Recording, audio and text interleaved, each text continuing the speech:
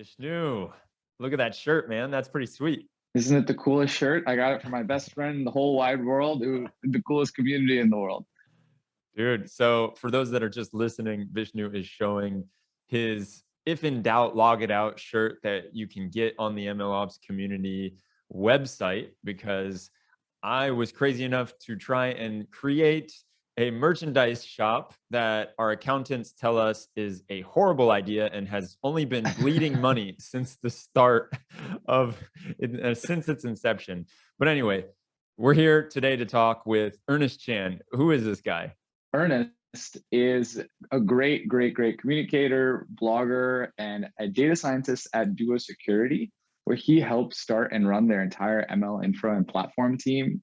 Really cool guy who's written what I call are like the big tech ML blog posts, where he goes through all of their different ML systems and synthesizes the lessons on model deployment, model serving, and how to build an ML platform.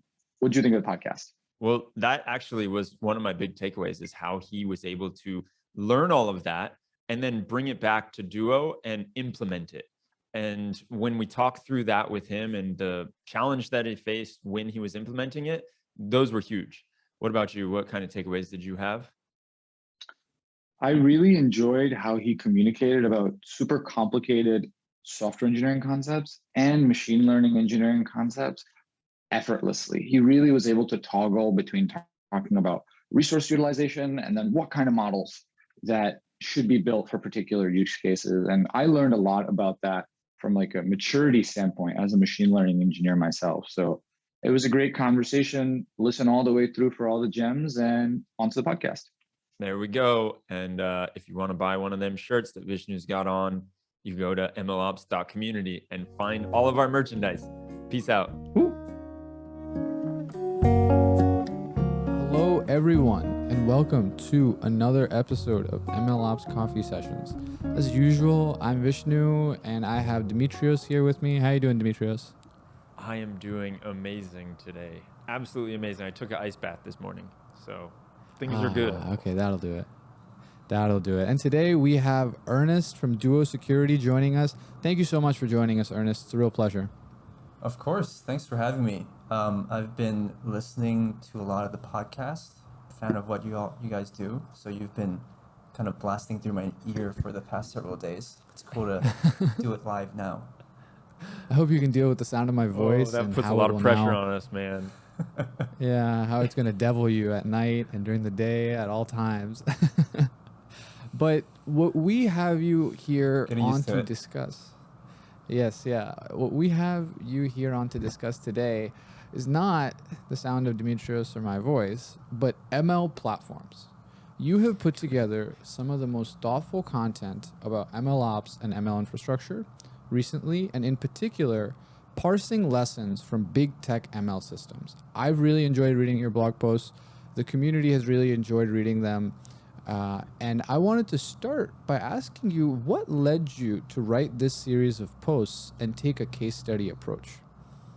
Yeah, so it was kind of a surprise that it took off. So thanks for the kind words and for enjoying it. It's kind of my first blog post after the first one, which is kind of a practice one.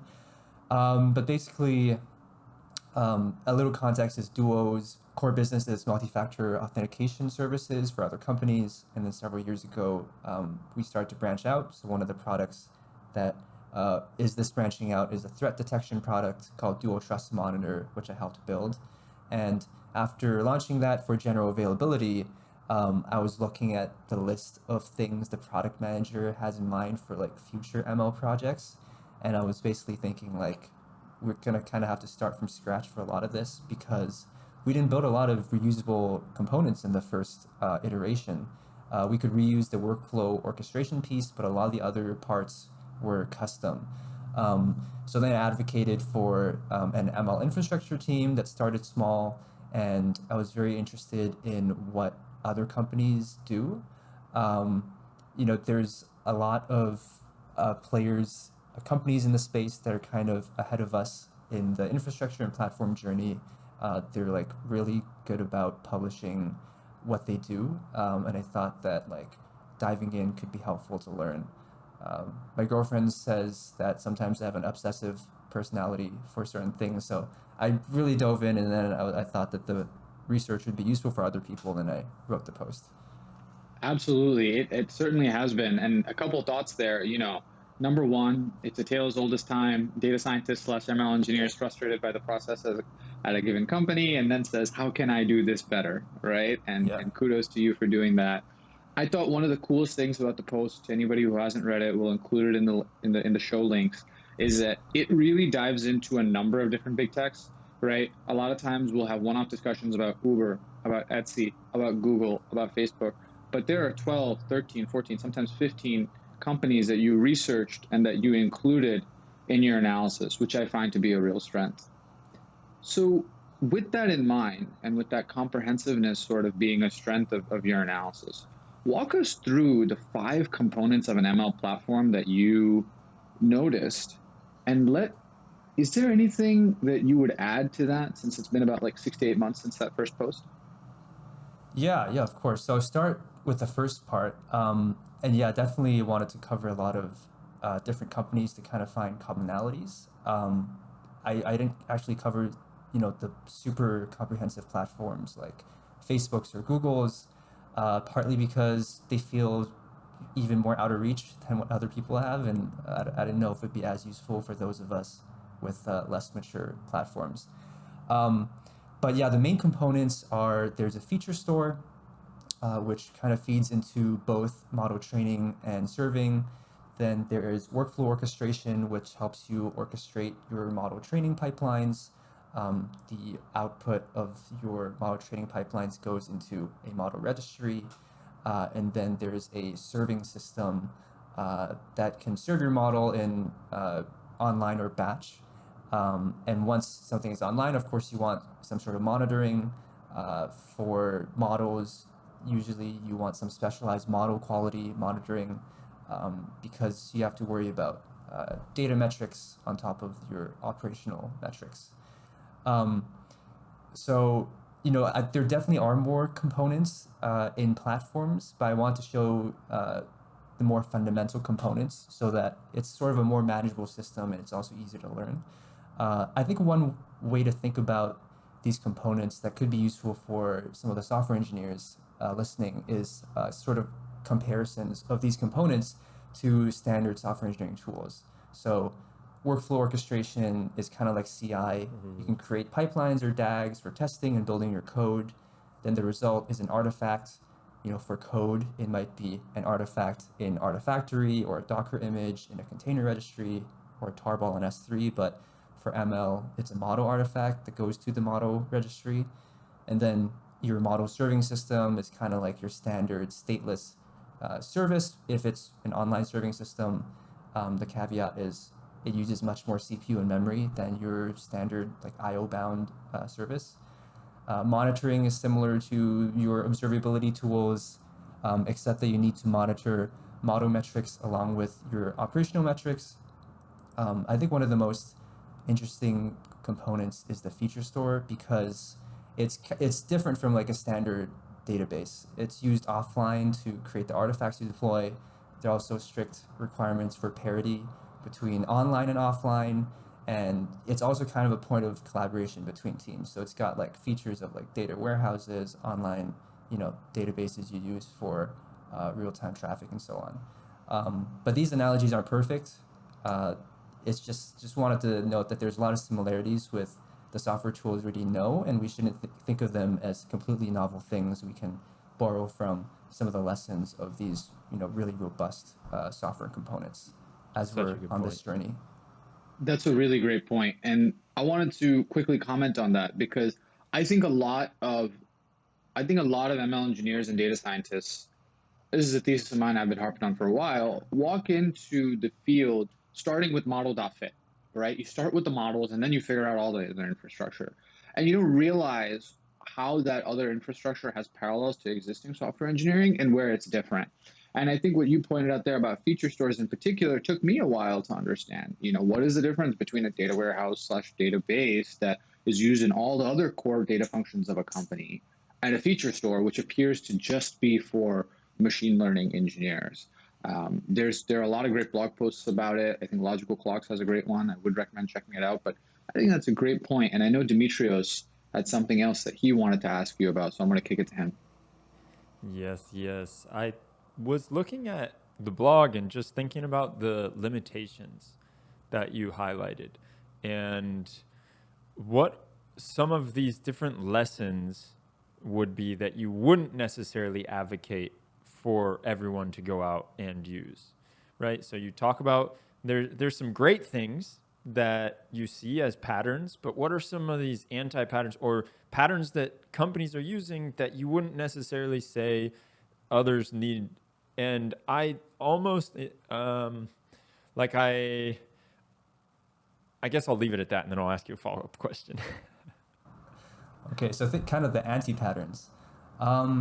Yeah, I don't know if I have a great answer to this one. I guess another way to think of it is like, in terms of those existing components, like what might be some things that you don't need to start out with, or maybe for a long time. One thing I've been thinking about is I think workflow orchestration for ML workloads might not be as critical. Like for data workloads, I think they're could be very critical with your like ETL, ELT stuff. But I think a lot of times data scientists don't necessarily need complex DAGs, and a DAG can be turned into a sequence of steps that at that point just like collapse everything and put into a single job. Like it's not the best design, but I think a lot of times data scientists just need to run a job on a schedule, instead of having to manage Airflow. I've definitely felt that way. Yeah. I think it's easy to start and say like, oh, I want these branching scenarios and fan outs, but a lot of times if you can put in one job, it's a little simpler. Kind of related to your podcast with Skylar, I think one great place to start is with how do you package and serve a model. If we break down like ML systems into like there's a development phase and then a production phase. Usually the development phase is like really well known and easy to do either locally or on a single remote machine, but then it's the like integration with your application that becomes much harder. I don't know if that answered your question completely. I think it did. What do you think, Dimitrios? For sure. Yeah. And do you have a follow-up there? It's exactly that. Like sometimes what's overkill and what is necessary, especially for those people that are just trying to realize the business value right away. Right. And right. Yeah, I think I see. Oh, sorry. Go ahead.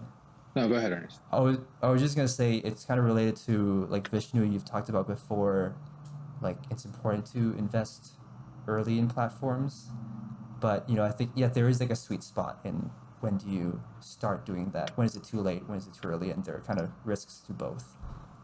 I completely agree.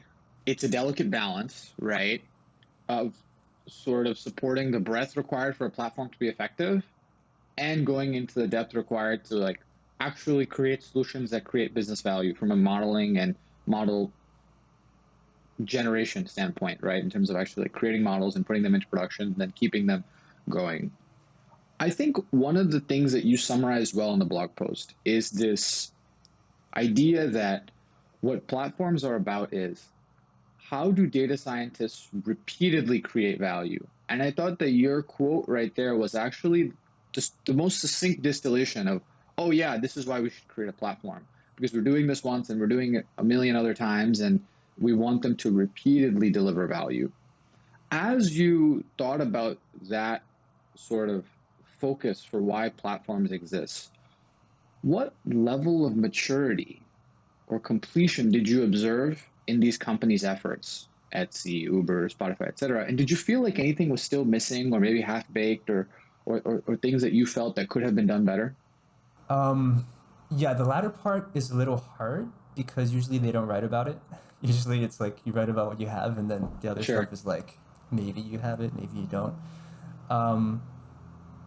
But yeah, I mean, could you repeat the first part of your question again? What level of maturity did you observe? I mean, you referred to Skylar, right? Where Skylar sort of said, start with the serving component, start with how the entire interface will be used, and then work backwards. right? How sophisticated did you find that sort of outside in approach at these companies? How fully formed was it across the entirety of that process? Yeah, I think most of it is pretty fully formed. Okay. From my perspective, like they all have like really strong model serving capabilities, which makes sense because that's actually how you deliver value. Um, Model monitoring is seems very mature, but there are some that are still working on it or don't have all the capabilities. I think it's easy to like put that to the side for a little bit, like as long as you kind of can monitor your metrics in some coarse grained way, and your application isn't a mission critical application. Like if you get bad recommendations, it's not the end of the world. Then it's not as important to like be super sophisticated with your model monitoring. Yeah, and then definitely with feature stores is probably the most impressive. It seems like most of the companies have a very sophisticated feature store that they built in-house specifically for their needs, and it's probably the thing that's hardest for smaller companies to stand up by themselves. So, out of these different ones that you've studied, which platform or which architecture did you admire the most? I guess there's like different. There's some architectures that are very impressive because of the specific capabilities. Like I really like, I think it's PayPal and Uber who have very sophisticated systems around shadow mode, and that's very useful for delivering value.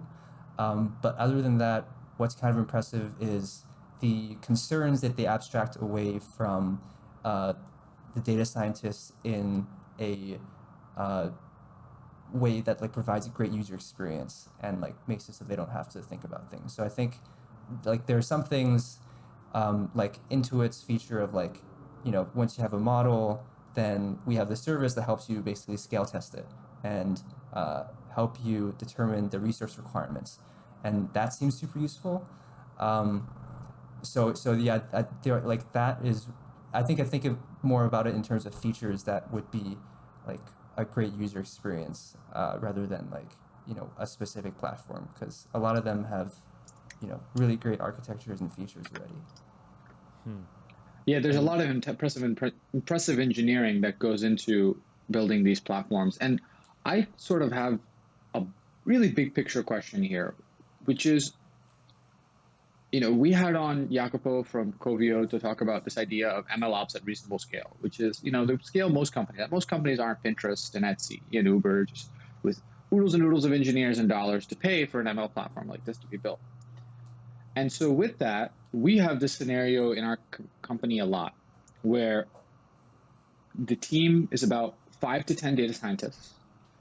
There are about double-digit models that are about to come on into production or already are in production, maybe 10 or 15. And the company is starting to grow, might be a little bit sort of Series B, C. And there is a push from the engineering team for the data scientists to get their shit together. So the data science team hires an ML engineer. To that ML engineer or to that company, based on your research around how to build ML platforms that look good and do good things for big tech companies, what advice would you give them? Yeah,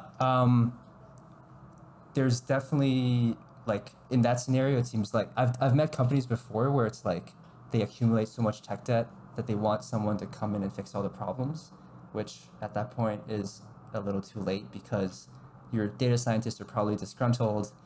The candidate will be less appealing once they hear how many times you say tech debt. But at that point, it's the easiest to make this case for staffing because you desperately need the help.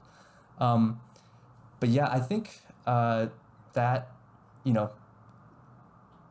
I feel like I have to say it depends. But I think most of the time you start with, how do you package and deploy your model? And then go from there and think about how do you make that more repeatable. I actually kind of ran into a similar problem recently when I was working with a nonprofit and I'm helping them build their first ML system. And some constraints are, as a nonprofit, cost is a concern. So, I thought like we use serverless as much as possible, both for the cost and for the maintenance benefits. And also their data science team doesn't really have anyone with strong engineering skills. So I'm not going to build something really complex and expect them to maintain it. I'm not going to like try to stand up a feature store or have them deploy things on Kubernetes. And what I did was to create an architecture for that system and then set up the code repo in a way that they can easily test, build, and deploy the model and the code around it. So they can pretty much self-service deploy the model. And because there's some structure around it, the data scientist can do what he needs to do to like improve that model. But going back to your question, I think before thinking about platforms, it's important to think about like, do we have a solid data platform, or at least a repeatable way to get data that you need for analytics in general and modeling. That's kind of a mistake we made at Duo. We thought we had a solid data warehouse ETL platform, and turned out it wasn't. We had to rebuild it, and that kind of took a lot of time. And I think after you have a good data platform, then you can focus on ML infrastructure. And I'm making the distinction between ML infrastructure and ML platforms. The main difference between ML infrastructure is about unlocking new capabilities, and it's less focused on repeatability. So it's really easy to build useful ML infrastructure that's not necessarily repeatable. You want to design it with repeatability in mind, but maybe that's not the first goal, because you just want to make it possible to do something. So I think after that, once you have some infrastructure, then you can kind of redesign things in a way that it becomes a platform. And kind of similar to what some other guests have said, like sometimes when you do it manually or more custom the first time, you have a better understanding of your requirements, and then it's easier to generalize it.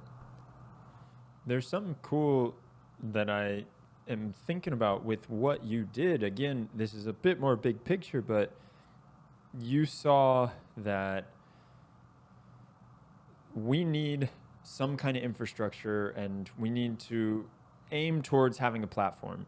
And so you had this initiative that you championed inside of the company. How was that process? Because we talk a lot about how MLOps is more than just what tools you decide to build, or if you're going to do it in-house or build versus buy, all that kind of stuff. What were some of the value props that you went to managers with, or the upper management, and said, look, this is important because of XYZ, and how did you get buy-in? Yeah, so I was lucky, or am lucky, to have a very supportive manager. But part of the conversation, it started out with our one-on-ones where, I basically said, like, we want to build these things, the product manager wants these things, but like, here's the state of the system we helped build, and here's the parts of it that are reusable and the parts that are going to be like pretty hard to reuse across projects. And then from that, I wrote a proposal. It's kind of like a vision document in a way about like, this is the type of platform and infrastructure we can build, and these are sort of the core tenets and how we might do it. Then I shared it with my manager. She told me it was way too long, which was correct, and helped me edit it down. And then I actually, but at that point, she was already kind of invested. And then I shared it out with the rest of the team. We managed to move a engineer who was more working on the analytics platform to like help out in this area, and then we kind of started from there. And the first thing we did was basically meet with data scientists, me included as kind of a previous data scientist, to figure out what the pain points were, what were the most like high impact and low effort things that we could do at first to kind of demonstrate value with building out infrastructure for our systems. All right, so let's change gears real fast, and let's jump into the other article that we both thought was great around deployment. And specifically, maybe you can go over just different common model deployment patterns that you saw and you have learned about and potentially are using. Sure, yeah. The most basic one that I saw is I mean, I guess that counts as batch. Yeah, it's like it's batch, but in a way where you enumerate all the possible inputs and you just put it in the lookup table.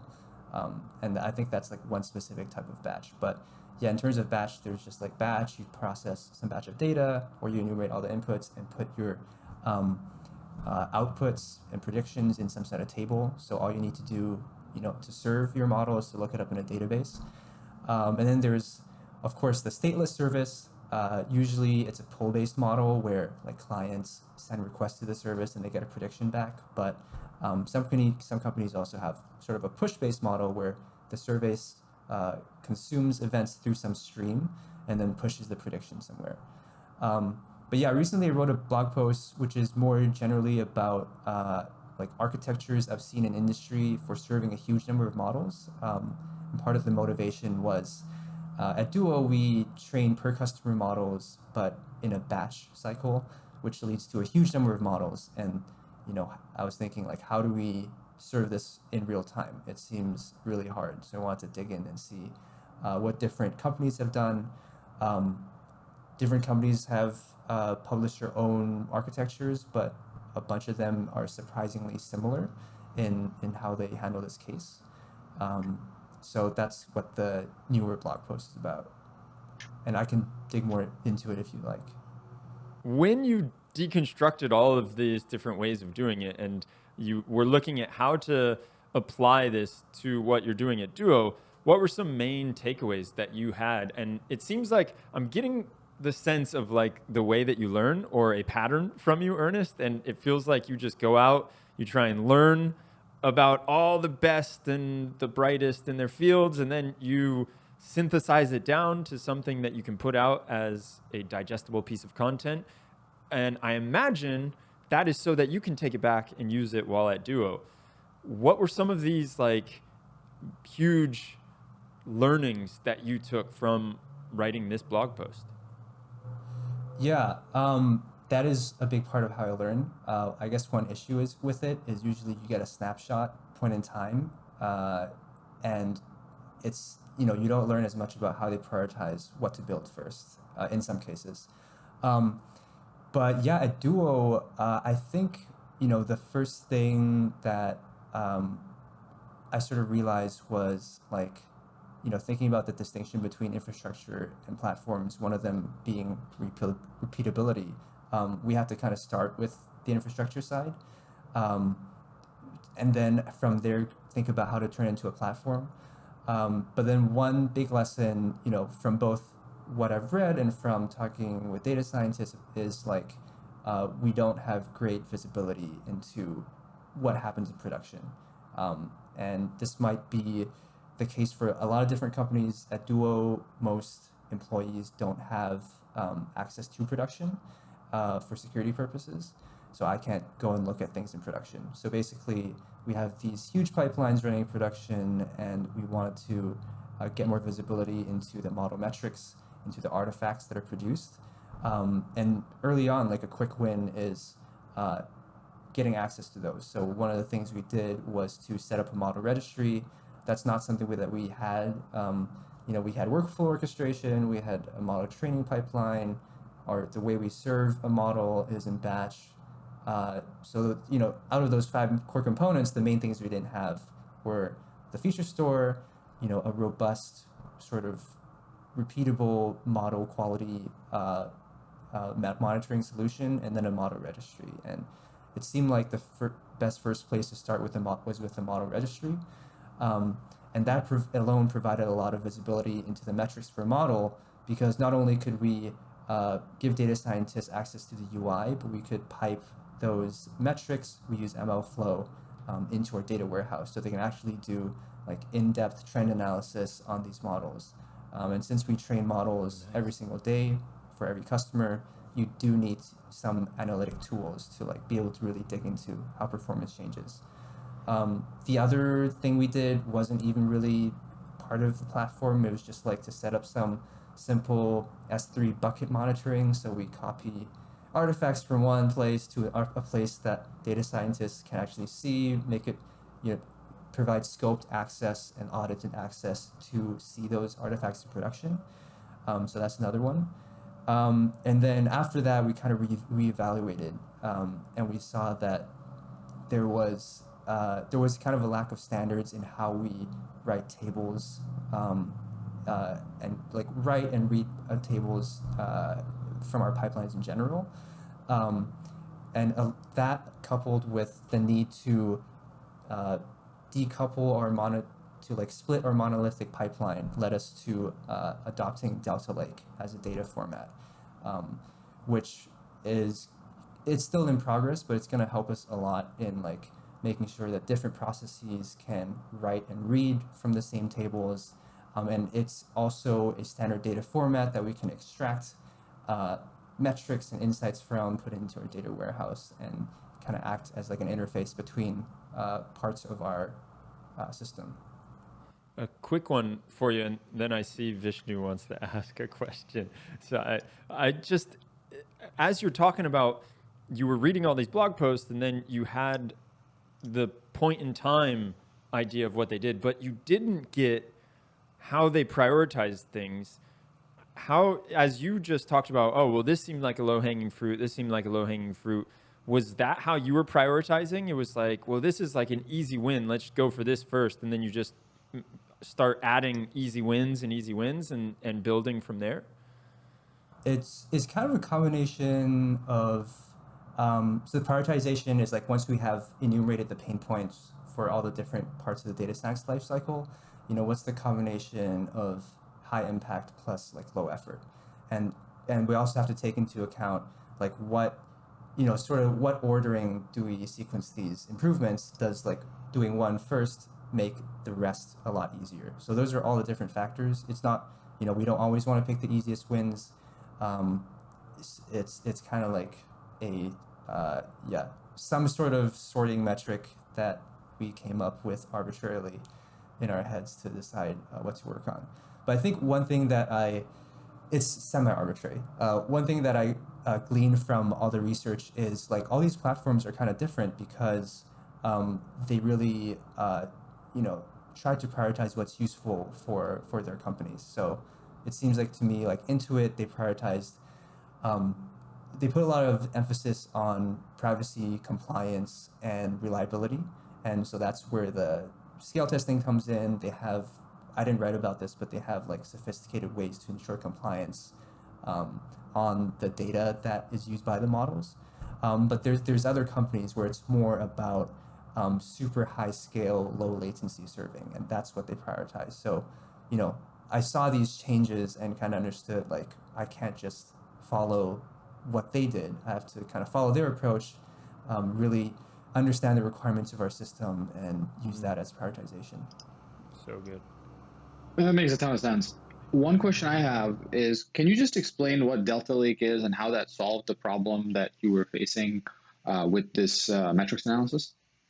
Yeah, sure. So Delta Lake, so basically a common pattern is you would process data with a processing engine like Spark, and then you would dump it to object storage like S3. Mm-hmm. And your data table isn't like one file. It's like split across a ton of Parquet files. Mm-hmm. And what Delta Lake provides, one of the main things it provides is ACID transactions on those tables. And so you can transactionally update a single table. And if it fails, it's not like you update certain files and then the rest are not updated, or you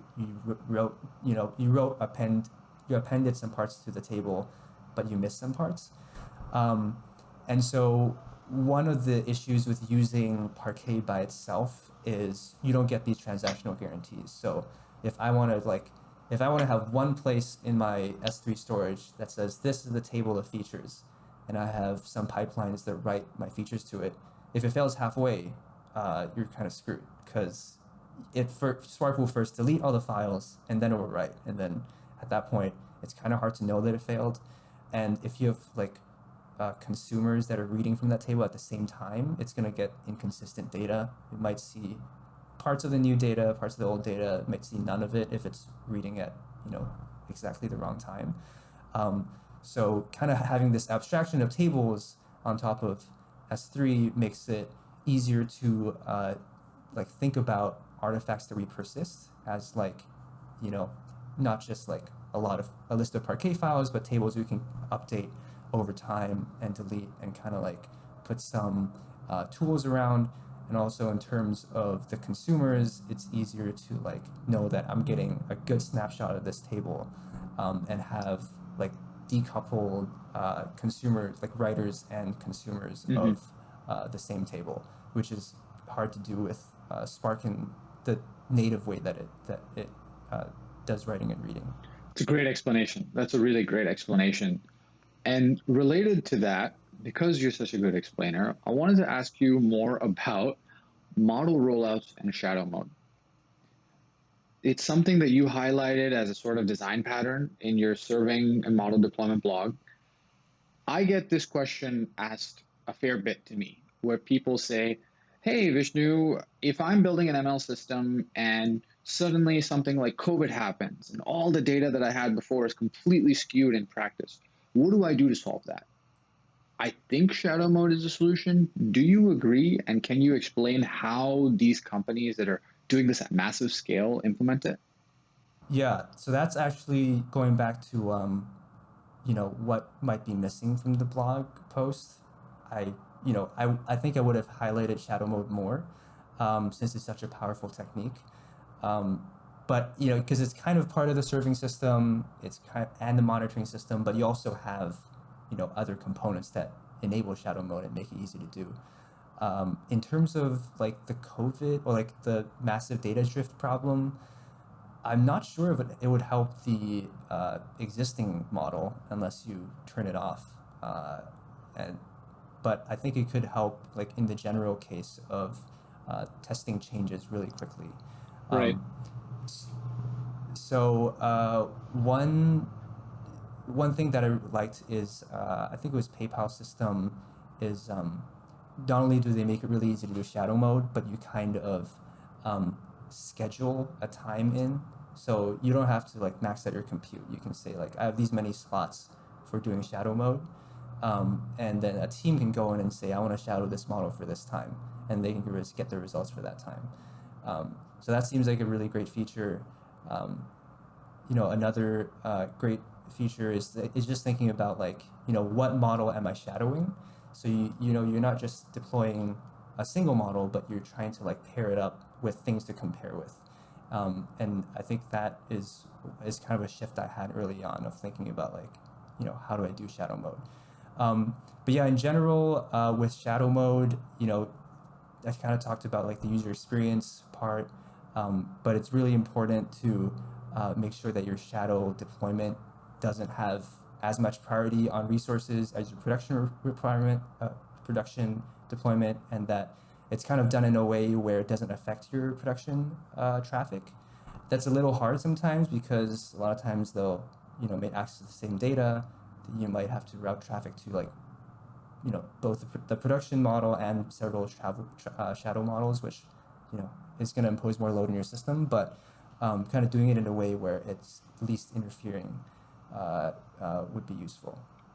One of the things I noticed in your blog post, in your explanation just now, and throughout this entire podcast is you have a real ability to understand the engineering challenges posed by machine learning in a very granular way. For example, I noticed in the serving post that you had a really nice sort of tangent on resource virtualization or utilization, sorry.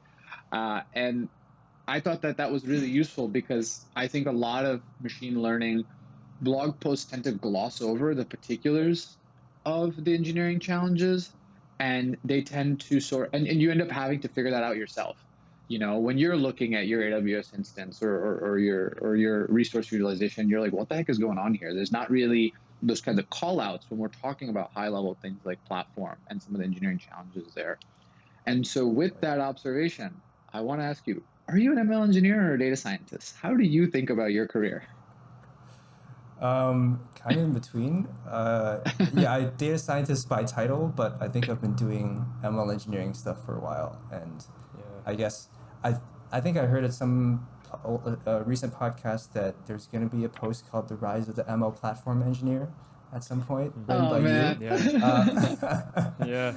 Hopefully. For a while.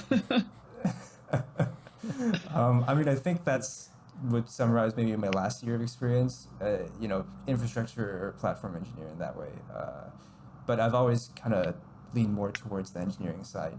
I've done a little bit of research and prototyping as well, but I think I enjoy the engineering side a bit more.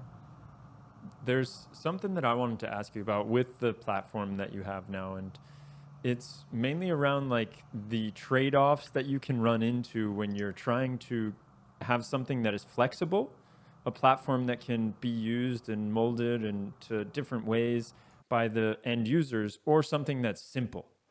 And I feel like I've heard about how you have to choose one of these. I'm wondering how you look at that when you're trying to take into consideration, like, should we go the simple route or should we go more flexible? Is one of those related to user experience, or is the assumption like the user experience can be the same for either one? I would think that usually the simpler approach is easier to build a good user experience around, but I want to hear your thoughts.